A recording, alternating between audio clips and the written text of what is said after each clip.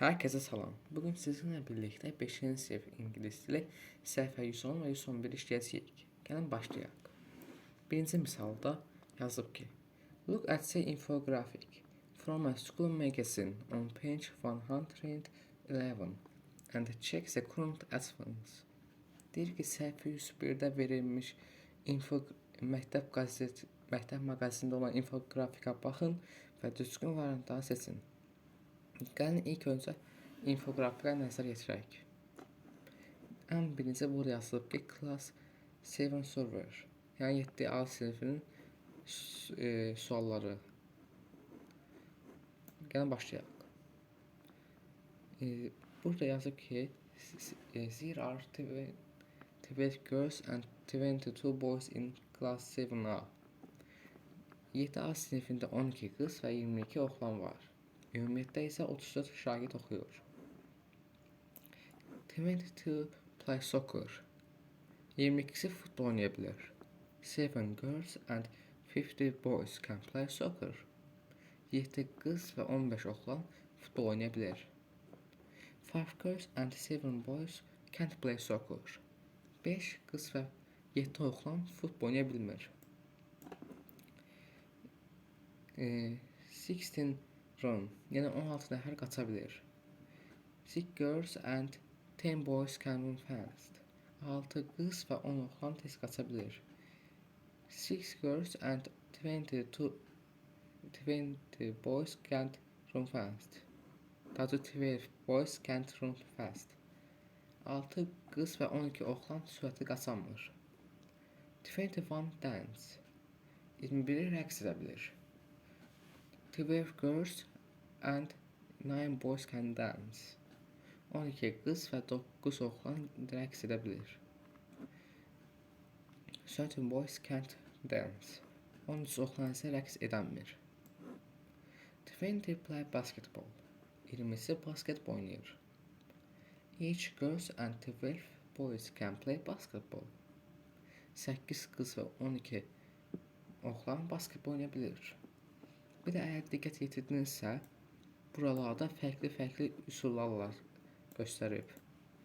Burada fərqli üsul, burada fərqli üsul. İndi gəlin bunu oxuyaq. 4 girls and 10 boys can't play basketball. 4 qız və 10 oğlan basketbol oynaya bilmir. 34 swim. 34 üsmək. Yəni deyək ki, 12 girls can swim. 12 girls and 22 boys can swim. 22 oğlan və 12 qız üzə bilir. 6 girls, 12 boys can swim very fast. 12 oğlan, 6 qız isə çox sürətli üzə bilir. Aşağıda da qeyd olunur ki, Don't forget to exercise 4 minutes a day. It's good for you. Yəni deyir ki, gündə 60 dəqiqə idman eləməyi yaddan çıxartmayın. Bu sizin üçün çox vacibdir. İndi burada verilmiş qrafik oxuduğumuza görə gəlin keçək davam edək. Who is the infographic for? Bu infografik kim üçün idi? Students at school, məktəbdəki şagirdlər üçünmü? The school soccer'dan, məktəbin idman qrupu üçün. Gördüyümüz kimi burada futboldan başqa şeylərdən də, üstgüçlükdə də, qaçmaq da olduğu üçün students at school, məktəbdəki şagirdlər adlıdır. İkincisi, what is the infographic about? O infografik nə haqda idi? Favorite sports, sevimli idmanlar ya da the sports students do, şagirdlərin elədiyi idmanlar haqda. Gördüyümüz kimi orada hər şagirdin elədiyi idman var idi. Onun üçün the sports students do seçəcəyik. İkinciyə baxaq. Read the infographic and circle the correct answer. İnfografiki yerlə oxuyun və düzgün olanları seçin. There are boys in class 7A. 7A sinifində 22 boys, 22 oğlan var. C variantı. Girls can dance. nöqtə sayda qız rəqs edə bilir. Burada gördüyümüz kimi 12 girls can dance. Yəni 12 qız rəqs edə bilir. Burada B variantı olacaq. Boys can play basketball. Oğlanlar basketbol oynaya bilir. Aşağıda verilmişdi ki 12 boys can play basketball. Yəni 12 oğlan basketbol oynaya bilir. Dördüncüsü girls can swim very fast. X sayda qız çox sürətli üzə bilir. Burada da yazılmışdı ki 6 girls can swim very fast. 6 qız çox sürətli üzə bilir. İkinci misalı işlədik. Gəlin üçüncüyə baxaq. What questions do you ask? Siz hansı suallar soruşmaq istərdiniz? Write a question in your notebook. Bu da verilmiş sözləri sual halına çevirib dəftərinizə yazın. Gəlin baxaq. Birincisini özü bizə verib. Play soccer. Futbol oynamaq. Can you play soccer? Sən futbol oynaya bilsənmi? İndi ikincisinə baxaq. Run fast. Sürətli qaçmaq. Biz yaza bilərik ki can you run fast? Sən sürətli qaça bilsənmi?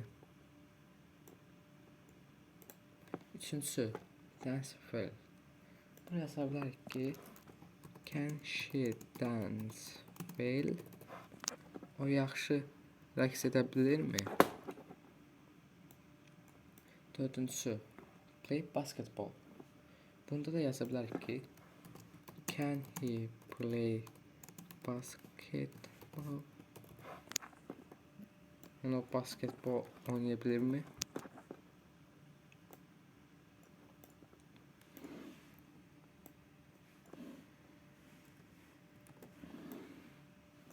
Beşincisi swim very fast.